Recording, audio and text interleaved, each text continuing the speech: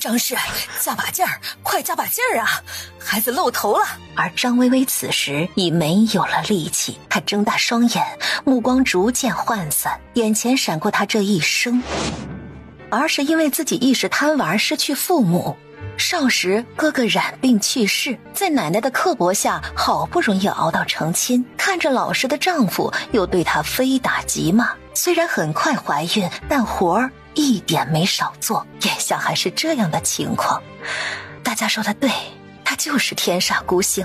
她这一生除了做饭种田什么也不会，除了受苦受难什么都没有，克父克母克兄，现在她自己也要被自己克死了。那就这样吧，一了百了。出来了，孩子出来了，是个儿子。让我看看。快看吧。好了吧？外面已经催了，文婆赶紧将孩子抱出去，门外传来了欢喜的声音。原来这就是自己的孩子，她好想陪他长大呀，可是她好像不行了呢。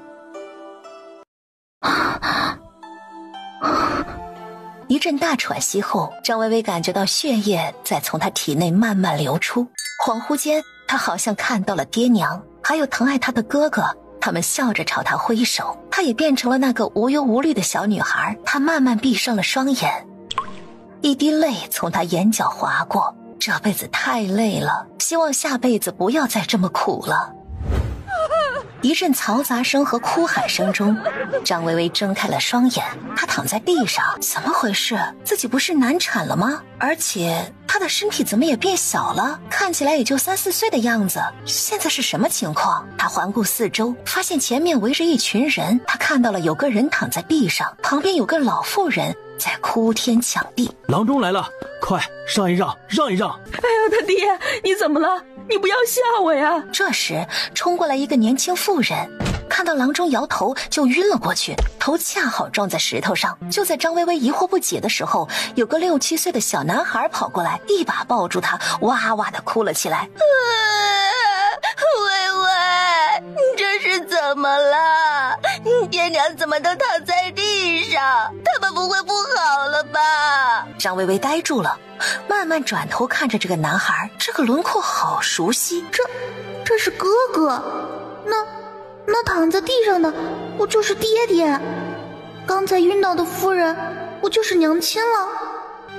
他想起来了，当年就是这样，自己贪玩跟小伙伴跑到河边，不小心掉了进去，爹爹为了救自己被淹没救回来，娘因为爹的去世晕倒撞在石头上，没过多久也离开了人世。怎么办？怎么办？他怎么又回到了这个时候？他这辈子的悲剧又要重新经历一遍吗？醒了，醒了，我们家老大醒了。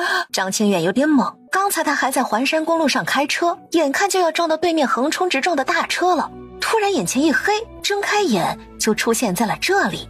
对了，媳妇儿呢？张清远挣扎着爬起来，看到有个妇人躺在地上，模样跟自己媳妇年轻时候一模一样。若兰，若兰！清远，你怎么变这么年轻了？你怎么穿成这样啊？我头怎么这么疼啊？咱俩……林子，你没事可太好了，赶紧看看你娘吧。你娘看你醒了，高兴的晕了过去。没等张清远反应过来，扑过来2个小孩。爹娘，你们没事吧？山子好担心你们啊，还有妹妹都吓坏了。张清远不愧是大学教授，当下稳住心神，不慌不忙地说道：哦，我跟你娘没事了。走，我们先把奶奶叫醒，回家再说。张清远站在院子里，看着四周的房子有点懵，瞥到栓子，当即捂住额头，让栓子扶自己回屋，这才找到自己的屋子。李若兰反倒接受能力很强。清远，咱俩这是穿越了吧？竟然还有2个孩子，你说他俩这怎么就这么可爱呀？张清远知道自己跟若兰结婚10多年，若兰最大的心愿就是生个属于自己的孩子，可惜年轻的时候工作太过拼命，把身体都累垮了，努力了10年都没能达成心愿。是吗？我光顾着你了，根本没注意2个孩子。哦，对了，你头没事吧？刚才你还说头疼呢。不过，你说咱俩这两眼一摸黑，到了这里，接下来该怎么办啊？看这个家的情况，可不太好啊。没事儿，船到桥头自然直嘛。一会儿问问栓子。说到栓子，咋这么正太呀？真的是我生的吗？还有那个小女孩，也太软萌了吧！这简直就是我梦寐以求的孩子呀！张清远抚住额头，不想说话了，两句不离孩子，还是等栓子过来问问情况吧。怎么回事？姨娘居然都没死？怎么回事？姨娘居然都没死？再次见到爹娘和哥哥的感觉可真好。原来自己的女儿叫微微，真是个好听的名字。栓子也不错，长得帅不说，逻辑还很清楚，说话有条有理的。不愧是我李若兰的儿子。张清远听着儿子的介绍，心里对这个家的状况有了大致了解。微微，奶奶不是跟你说过了吗？不要去河边，你怎么就不听呢？看我今天怎么收拾你！说罢就要上去揍人。娘，我已经说过微微了，她也保证不会再犯了。栓子也拦住徐老太，承认是自己没有看好妹妹，要打就打自己。张清远也在一旁附和，说孩子知道错了，以前也没看出来你们这么齐心。老大，不是我说你，你一个读书人又不会浮水的，微微掉水里，你喊人来救就行了，非要逞能自己跳下去，幸亏被人救了，要不我跟你爹该怎么办呢？听到爹娘和哥哥对自己的维护，眼圈再次红了，抬头看看娘，再看看爹，还有大自己3岁的哥哥，原来这就是有人护着的感觉呀，可真好。微微啊，头发怎么这么乱啊？是不是哥哥不会梳啊？娘帮你说好不好啊？张微微点点头，能有娘疼，这是她从记事起就一直渴望的事。看来要想让娘仨穿得好一点，赚钱才是第一要务啊。自己在做教授的时候就主要研究古代科举，可真是巧，自己也算是熟读4书5经了，就是背诵方面有所欠缺，为了娘儿3的幸福生活，只能加把劲学了。等傍晚，张老头带着2个儿子下地回来，听闻老大为了救微微掉进河里，顿时惊出一身冷汗。一家人刚坐下，张老汉就开始数落张清远，不过他也知道张老汉是关心自己，也不回嘴。哎呀，老头子，我看老大应该是知道错了，你们也忙活一天，肯定是饿了，先吃饭吧。娘，我没事了，鸡蛋还是给孩子们吃吧。我看栓子跟微微瘦的都没几两肉，该好好补补了。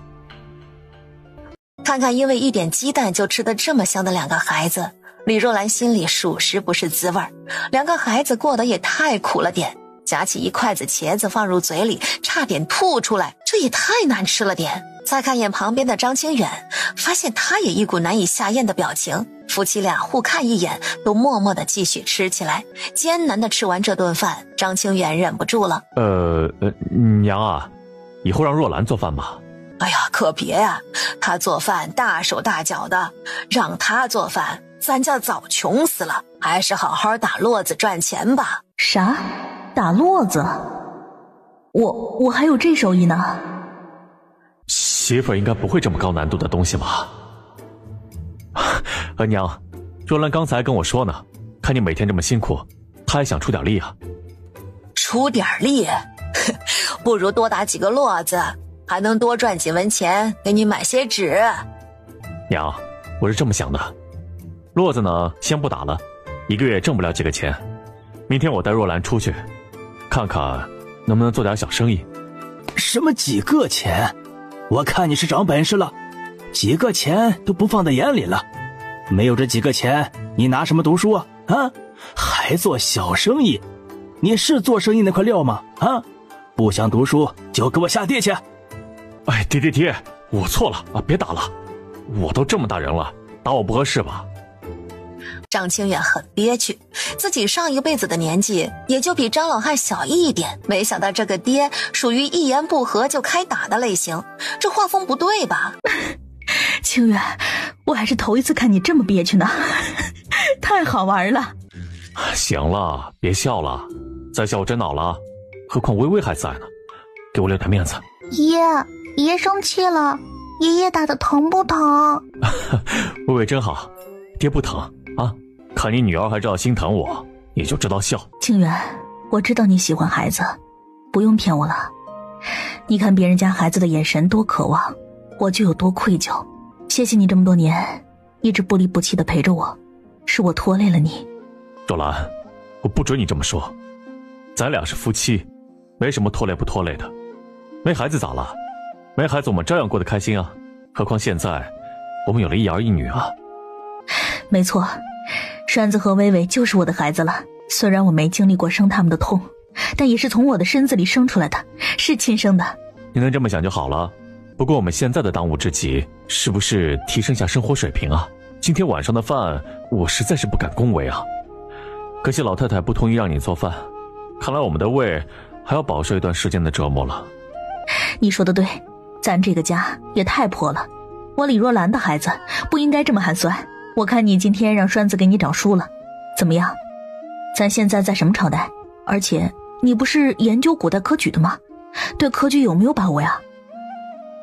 什么朝代我也不清楚啊，不过三字经都有了，应该是宋朝以后了吧。至于科举，虽然我研究的课题是古代科举，但是四书五经我也不会背啊。而且我才刚过府试，是个童生，秀才都不是，心里没底啊。我看吧，咱家还得是要靠你了，老婆大人。靠我？我能有啥好办法呀？也不知道咱们在什么朝代，古代对女人限制这么多，说不定我们处在女人不能抛头露面的时期呢。唉，等明天我去书房看看，确定下朝代，再带你去镇上看看吧。赚钱才是第一要务啊。至于科举，我尽力吧。跟这些学了10几年的古人拼，估计能被他们虐成渣渣了。哎，算了，船到桥头自然直，咱俩也别太纠结了，见招拆招吧。为了2个孩子，咱们也得好好混啊。因为心里装着事，第2天一大早，若兰，快醒醒，不好了，不好了！怎么了，清源？你别吓我呀！我刚才去书房翻书，发现咱们现在所处的是庆朝，现在是什么文正年间？问题是，历史上没有这个朝代啊！嗨，我还以为是什么大事呢，这有什么可大惊小怪的？咱俩都能穿越了，什么离奇古怪的事情都有可能发生吧？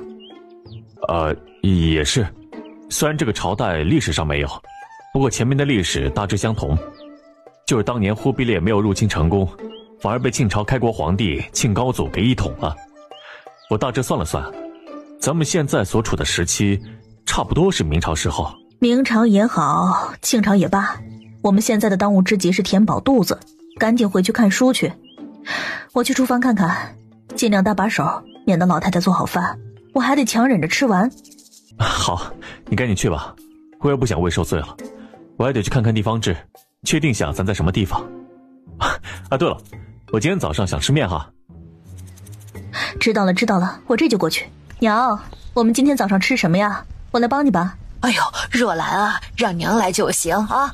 今天早上吃粥，你先回去把微微叫起来吧，这里不用你。哦，好吧。哎，看来赚了钱的第一件事情就是吃点好的。发现周围一个人都没有，难道昨天的一切是幻觉？爹娘，你们去哪儿了？不要丢下微微。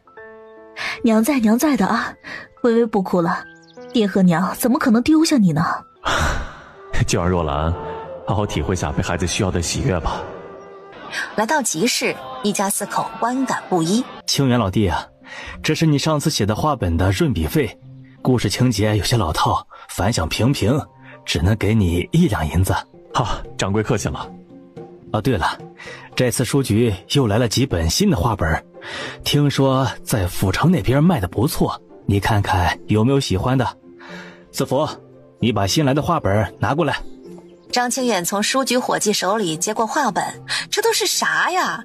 有张五郎落草为寇记，有张三英雄传，还有一本竟然是宋公子与燕春楼不得不说的故事。看来这个时代的读书人，精神生活很丰富嘛。张清远大体翻了翻这3本画本，文笔一般般，故事在自己看来挺老套，不过在古代人民心中应该很大胆了。又去书架上看了看其他的画本，看来自己的赚钱大业可以顺利实施了。娘，你识字？没，怎么会呢？娘就是看看。我看娘是想认字吧，我也想认字。上一世，张薇薇在少女时期机缘巧合下见过一个书生，反正就是很好看，可以说是集合了她对一个男子的所有向往。那时候她就在想，到底是什么样的女子才能与之相配。她自嘲地笑了笑，反正肯定不可能是自己，顿时佝偻起身子，默默离开，将这份爱慕藏在心底最深处。随着年龄的增长，她也长大成亲，那个书生的容貌已经模糊不堪，但当时自己的自卑以及对读书人的向往始终挥散不去。微微想认字啊，告诉娘，为什么想认字呢？我就是觉得读书人好厉害，我也想变厉害。娘，女孩子是不是不能认字啊？张薇薇壮着胆子问道。当然不是了，女孩子当然可以认字了。微微想认字的话，等回家就让爹爹教，娘跟你一起学，好不好啊？他卑微地想着，等他认字之后，他是不是就会拥有一个不一样的人生，不用在没有选择的情况下嫁给那个对他打骂的相公。爹爹今天开心，带你去买好吃的，走喽。一家人走出书局，还挺高呢，怪不得都说万般皆下品，唯有读书高呢。在物价这么低的古代，抄书的收入可以用不菲来形容了。画本儿不就是小说吗？这个我熟啊，看来在古代活下去没啥问题了。不过还是得看看有什么可以做的小生意，毕竟我不会打络子，万一露馅儿不好交代啊。可刚才看了一圈，这古代集市很是繁华，他能想到的买卖基本上都有人做了，看来是自己想的简单了，还以为在古代生存很容易呢。古人的智慧真是不可小觑。终于吃饱了，从昨天到现在，张清远和李若兰终于吃了顿饱饭。馄饨好好吃啊！爹娘，等下次大集我们还来吧。行，爹下次还带你来，也带着我们微微一家人一起来。微微抿嘴笑笑，栓子欢呼起来。一碗馄饨就这么开心，栓子还好，男孩子嘛，穷养就穷养了。微微一个女孩子，可一定不能穷养。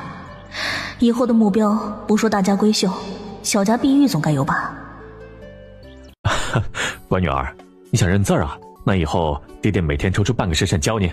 这样不会耽误爹读书吗？当然不会了，我的女儿不识字才不对呢。不过你可得答应爹爹，一定得坚持下去，好不好？好的爹，我一定会努力的。还有娘，我跟娘一起学。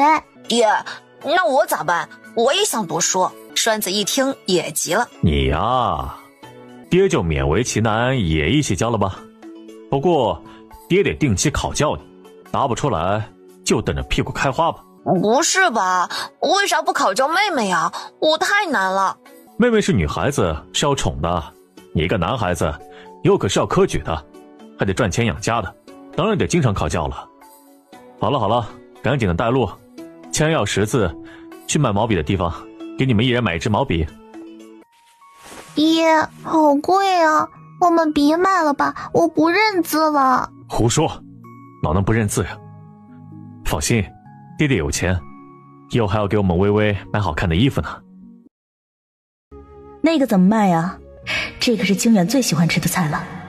娘，你怎么问那个呀？奶奶做过一次，很难吃的，特别臭，栓子一点都不爱吃。难道古代人不会洗？啊，这些也不值钱，都是甜头。你想要的话送一些。都要呢？那你给1文钱吧。那都给我包起来吧。放心，娘会做，等回家做给你们吃。没错，你们娘做的可好吃了。果然，女人爱逛街是天性。看着兴致冲冲的想再去买几匹布的若兰，张清远连忙劝住，再买下去自己有私房钱的事儿就要保不住了，万一回家交代不清，再被张老汉揍一顿咋办？回去的路上，撤！马蹄声由远及近，已经提前闪开的张清远被马车蹭了一下，紧紧抱着怀里的女儿，防止女儿受伤，自己重重地摔了一跤，头撞到了路边的石头。清远，你没事吧？那马车怎么回事啊？你不是躲开了吗？我也不知道啊，马车好像突然变道，刮了我一下。没事没事，就是头有点晕。买了这么多肉，哎呀，怎么还买了大肠啊？哎，这么臭怎么吃啊？还有盐，还有油，还买了纸，怎么还有烟叶呀？抄书的钱岂不是都让你们花完了啊？家里是有金山银山呢，顶得住你们这么花？等你爹回来，看你们怎么交代。娘，买都买了，不光买了烟叶，还给你买了桃木梳。若兰，快把梳子给娘，大肠若兰会做，今天晚上就让若兰做饭吧。你忙一天了，好好歇歇。我去书房看书了啊。扔下这句话，张清远立刻溜了，只留下李若兰尴尬地笑了笑。娘啊，微微说你的梳子旧了，非要买一个新的孝敬你。哎呀，买这个还不如多买几斤肉吃呢，我那个梳子还能用。哎，得了，老大不是说了让你做饭，还愣着干什么呀？去吧。哎，轻点折腾我厨房啊，我去倒污水。怎么这么香啊？坏了，这个李氏不会把肉全煮了吧？老大媳妇儿，你这是把肉都煮了吧？你快把我杀了吧！我就知道不能让你做饭，咱家迟早要被你霍霍到出去要饭的。这一通骂都给李若兰整懵了，自己上辈子的婆婆是个高级知识分子，说话温文尔雅，从不发火，她也从来没感受过什么婆媳矛盾。碰到这样的徐老太，李若兰怎么可能是对手？娘，肉我没用呢，这锅里煮的都是我买回来的大肠。哦，大肠这么香啊！哎呦，下次你早说呀，娘先去喂鸡了啊，你继续。真是秀才遇到兵，婆婆真难搞啊！来到书房，拿起一本大学，没看几页，心态就崩了。自己虽然喜欢研究四书五经，但也不是每一本都很熟啊，更不用说还有四书五经的其他书了。算了，读书就先缓一缓，到时候做个计划，慢慢来。先看看这个时代的话本吧。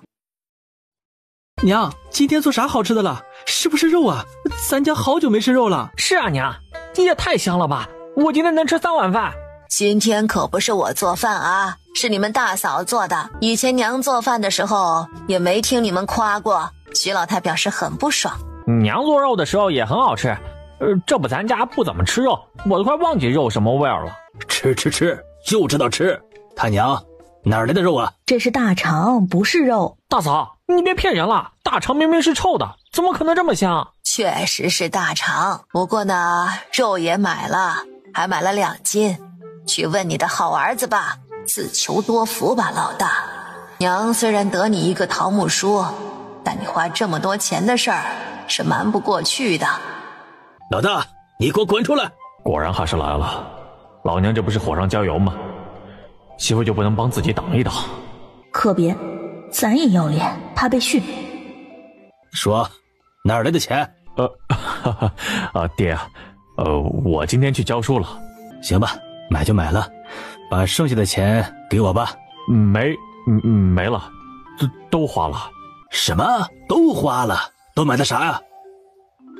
买了1刀纸和3支毛笔，还有呢？再就买了点油和盐。不对呀，2斤肉再加上纸笔，不应该超过200文的。老大抄一本书可是300文呢，花了100多文就买油和盐。爹，你听我说啊，我今天考教了栓子，虽然我没多少时间教导他，但是你孙子自学得非常好，资质很不错，比我强。我这不是想着栓子太瘦，现在正是长身体的时候，应该多补补，到时候咱家还能再出一个读书人嘛。哦，对了，爹，栓子今天还说你这天干活辛苦，非缠着我给你买点烟叶。栓子，快去把你给爷爷买的烟叶拿来。哼，我大孙子确实比你孝顺多了，以后也肯定比你强。不过你还是得以自己读书为主，听到没？得了，收拾收拾，先吃饭吧。张清远松了口气。妈呀，这一关可算是过了，孩子真是我的大救星啊！我资质好，什么时候的事啊？怎么没听爹说过？什么时候这小老头能尊重下读书人了？别做梦了，读书人那也是我儿子，想怎么打就怎么打，还愣着干什么呀？过来吃饭呀！用不用我亲自去请你们呀？不用。兄弟三人立刻笑脸相迎。这大肠做得不错，哎，老大媳妇儿，不过你怎么知道应该怎么洗啊？就是，没想到这大肠也能做得这么香。大嫂，你怎么这么厉害啊？对呀，自己怎么会洗呢？抬头看向张清远，关键时刻还是靠自家老公吧。爹，是我之前读书的时候在一本杂记上看到的，就教了教若兰。哦，杂记哪来的？好啊，老大，爹让你读书是让你科举的，你竟然敢看杂技，看我今天怎么收拾你！说完就要起身。完了，救了媳妇儿坑了自己。就是我之前抄书的时候，书局老板看我得用送我的，我也没怎么看，就读书累了的时候看一小会儿。老二老三，你俩慢点吃，给爹留点啊！爹，你快吃吧，我自己心里有数。儿子啥时候都能训，吃可不等人呢。其他观战的人也赶紧开动起来，生怕晚了就让这两头饿狼吃光。娘做的比馄饨和肉包子都好吃，有疼爱自己的娘亲和爹地，生活顿时不一样了。真好吃。老大，仅此一次，下不为例啊！以后花钱一定要提前跟我打招呼，咱家的钱是要攒着给你科举用的。还有，杂技以后可不能看了啊，咱家就靠你了呀。对了，孩子他娘，以后多买点大肠吃。一边的张清远不敢说自己这几年科举无望，只能含糊的应下。爹，娘说要给我讲小红帽的故事呢。好，那快让你娘给你讲讲。好了，娘要讲了。从前啊，有个可爱的小女孩，她总是戴着外婆送的红帽子，大家都叫她小红帽。这一天啊，小红帽的外婆生病了，小红帽的娘亲让小红帽给外婆送去一块蛋糕和一瓶酒，嘱咐小红帽一定要走大路，不要进树林。小红帽高兴地答应了。娘，什么是蛋糕啊？是吃的吗？对啊，就是软软的香香的，用鸡蛋、糖和面粉做的。一听就很贵。娘，蛋糕是不是很贵啊？不贵，娘以后给你做好多好多好吃的，让我们微微啊吃个够，好不好？还是不要了吧，我们把钱省下来给爹爹科举吧，我能吃饱就行了。娘，你快接着讲，小红帽怎么样了？然后呢，小红帽走着走着，就看到了蝴蝶，追了过去，又看到了蘑菇，也采了起来，渐渐走进了树林，迷路了。这个我知道，树林里有好多野兽，不能进去，很危险的。对，微微说的真棒，树林很危险，迷路的小红帽碰到了一头大灰狼，但是小红帽还小，没见过大灰狼，就上去问路。大灰狼得知小红帽是要去给外婆送吃的，就忍住了吃小红帽的冲动。知道外婆就住在林中小屋，还是一个人住，就诱骗她去摘野花送给外婆，自己去林中小屋把小红帽的外婆给吃了。娘，为啥大灰狼会说话呀？而且小红帽的外婆怎么能住在林子里呢？多危险啊！李若兰头疼起来，谁能告诉她一个3岁的小女孩怎么问题这么多呀？这个娘也不知道，娘也是听你外婆说的。先别说话了啊，听娘继续给你讲。好吧，娘，你继续讲，小红帽怎么样了？最后找到路了吗？当然找到了。小红帽来到外婆家的时候，被伪装成外婆的大灰狼也给吃进了肚子里。大灰狼回到树林的时候，碰到了一个勇敢的猎人，听到大灰狼肚子里的求救声，杀掉大灰狼，将小红帽和外婆救了出来。好了，故事讲完了。娘，故事真好听，不过为啥大灰狼能伪装成小红帽的外婆啊？小红帽发现不了吗？而且都吃进肚子里了，怎么还能被救出来呢？谁来救救他呀？难得的亲子时光被微微的问题整了个稀碎。娘也不懂，不过你爹是读书人，他应该知道。他爹，你来回答吧。微微啊，这就是个故事，都是人们幻想出来的。那什么，别纠结了，故事讲完了，你快睡觉吧。爹和娘累一天了，也想好好休息了。好吧，爹娘，我睡了。若兰，我想了想，科举这边我估计暂时没戏了，只能说尽力而为。没事儿，清源，这方面咱确实比不过古人。那你这是准备写小说了？也没别的办法了，咱家太穷，先赚点钱养好孩子再说吧。你得帮我参谋参谋，我看原生这里闯荡江湖之类的话本不少，我想写个武侠小说。我看行，我这边呢，你说我去摆个小摊儿卖猪下水怎么样？要不还是算了，这摊子不是那么容易，要干的事太多了，还得去租个店面，不租店面，锅碗瓢盆桌子凳子的也没地方放。况且这2天的接触下来，我看老头跟老太太虽然明事理，但一提到钱就跟要他们命一样，别再被骂一顿。那怎么办呢？我又不会打络子，这样下去很容易露馅儿啊。早知道上辈子我去学农业或者理科啊，学个工商管理还是酒店管理，做到总经理又怎么样啊？现在可好，啥也做不了。若兰，别着急，谁能想到咱会穿越到古代来啊？照现在这个情况来看，赚钱的事情交给我，你呢，先好好教育咱俩的孩子，这不是你一直以来的愿望吗？何况咱又不可能一直这样，有肯定有你大显身手的机会。打络子的事情也别担心，我替你解释。哎，行吧，孩子你放心，交给我，我明天就去跟娘商量商量，把做饭的活接下来。这么小的孩子，不好好补充营养怎么行呢？哎，清源，你有没有发现咱家微微有点敏感啊？好像就怕咱俩生气似的，而且还格外的抠门啊，一听到花钱就吓回去了。这么点的孩子就开始考虑钱不钱的事了。再看看栓子，除了吃啥都不关心。这2个孩子性格怎么差别这么大呢？可能是以前日子过得太差，栓子还好，嘴甜，我看小老头挺疼他的。至于微微嘛，可能还小，不太会说话，又是女孩，而且说不定咱俩以前不大重视她，所以才格外小心翼翼的吧。我们以后多宠着点吧，女孩啊，还是要富养。是该好好养着。我张教授的女儿以后怎么着也得是个大家闺秀啊。好了，今天累一天了，赶紧睡觉吧，明天还要教微微和栓子呢。一晚上，张清远睡得都不踏实，跟做梦一样恍恍惚惚，眼前不断闪过原生这20多年的记忆，一幕一幕都回现在眼前。张清远猛地清醒过来，满头大汗，刚才被水淹没的感觉太过真实，让他一度脑袋一片空白。刚才梦中的他仿佛真的过完了原生的一生，原生读过的背过的书也都深深印在他的脑海里。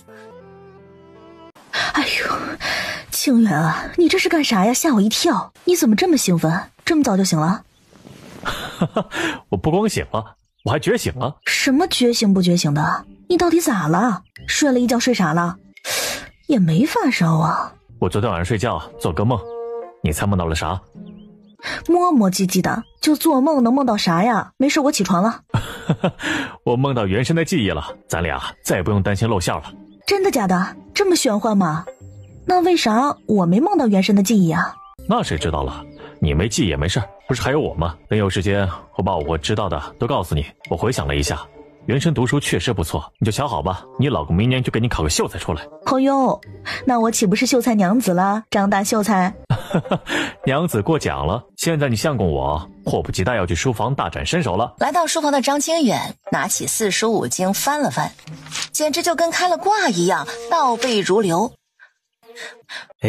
乖孙听话啊，好好跟你爹学，咱栓子以后肯定有大出息。乖孙子好好学，爷爷让奶奶给你做好吃的，行吧，不过我要吃娘做的，奶奶做的饭不好吃。行，那以后让你娘做饭。等一下，清源，微微也跟着这个时辰起，会不会太辛苦啊？要不等再大一点的吧。没关系，娘，我能坚持下来，我一定会好好认字的。好吧。这边李若兰跟微微解释着人之初性本善的意思，一看微微疑惑的眼神，坏了，女儿这是又要问问题了。哎，女儿怎么不问了？微微，你想说什么？我没事儿，娘，你接着讲吧。微微，不用害怕，有什么问题就问，跟娘有什么不好意思的？娘又不会责怪你。真的吗，娘亲？可是你不嫌我问题多吗？怎么会呢？